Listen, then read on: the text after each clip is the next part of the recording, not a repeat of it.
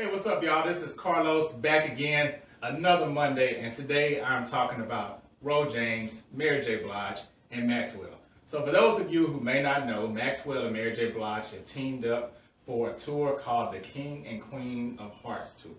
And Ro James is their opening act, so I'm just going to get right to it. I went to their show this past Friday night and had a really good time. My wife and I went, and it was a really, really great show. I'll say each of them did very well.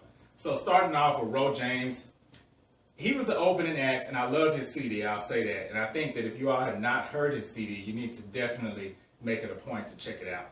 But what I didn't like about his set was it wasn't long enough. I understand opening acts usually get about 30 minutes, but it seemed like he got about 15. He performed his single Permission, another song called Adidas, it's pretty hot, and one other that I can't remember the name of, but there were several other songs that I would have liked to have heard from his debut album that didn't get any play. But nonetheless, he still did a great job. I'll say his sound to me is kind of a mix between Prince and D'Angelo, if you can picture that. Now, moving on to Mary J. Blige. She was next up, and she blazed through a lot of her 90s hits, early 2000s hits. That's really where she stayed in the mix of her performance. And she also sang, of course, her new single, Thick of It, and she didn't sing any other new songs from this album, so it's a little bit of a mystery still as to what the album will be about in its totality. I'm sure she's going to touch heavily on her recent divorce with her manager and husband, Kendu Isaacs, and the name of that album is going to be called The Strength of a Woman, so that's really all we know right now.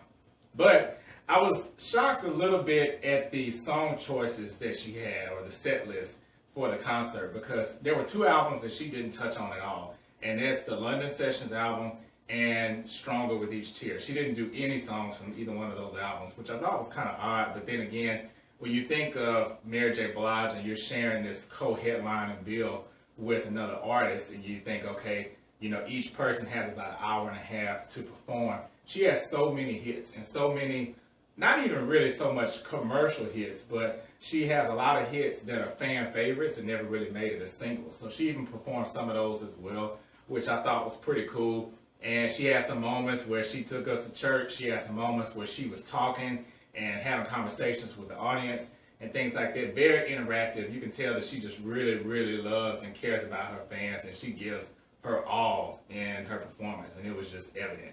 That was my first time seeing her live, and hopefully it won't be the last, but she's one of my favorite artists. And a lot of people, I think, like to criticize Mary J. Blige because they say, oh, she's not one of the great singers like, you know, or Whitney or Mariah or Aretha Franklin, or, you know, even maybe current day like a Monica or somebody like that. But while I think that the appeal to Mary J. Blige is not her technical singing ability, but it's her conviction. It's the way that she sings songs. It's the way that she makes it believable to the audience, and she connects with her audience. It's almost like she's sitting in a room talking to you through the speakers versus just, you know, you pushing play on a CD. But overall, performance was amazing, just great. You know, can't really say anything bad about it. Then up next was Maxwell.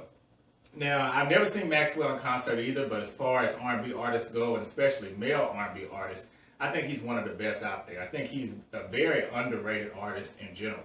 And his whole catalog of CDs is just amazing. I will say, if I had to pick one, Black Summer's Night, the first installment, is my favorite. He came out, he had this elaborate set. He had more of a set that was visually appealing, I'll say, than Mary J. Blige did. Hers was cool too. She had some pyrotechnics, lights, things like that. But Maxwell had a really full-out set. I mean, he had, at one point, he had trees and stuff on the set.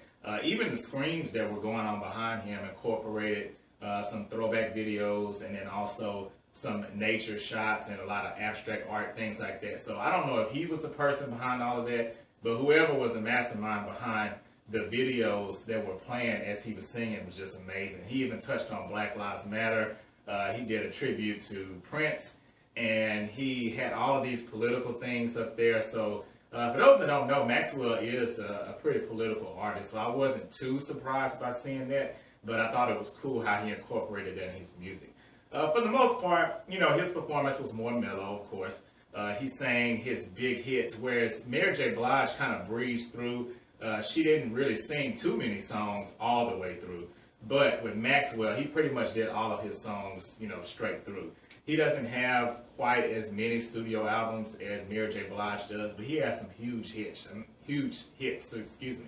I forgot how many he had, actually. I mean, he went through Fortunate, Lifetime, Till the Cops Come Knocking, This Woman's Work, Whenever, Wherever, something. I mean, I could just go on and on. He has so many big songs. And like Mary J. Blige, there were a few that maybe weren't big commercial hits, but he had to perform those songs because they are definitely fan favorites. So I enjoyed both acts. Very great show. If you have not seen the King and Queen of Hearts tour with Maxwell and Mary J. Blige, make sure you check it out. Another great thing to this show that I thought was really cool was when you got the concert tickets, they actually gave you a chance to get copies of each of their CDs, Maxwell and Mary J. Blige. So that was real cool. And stay tuned this week. I'll be posting footage from the concert so you get a chance to see for yourself how it was. And thanks for watching. Make sure to rate, comment, subscribe, like the videos. I definitely want to hear your feedback. And see you next time.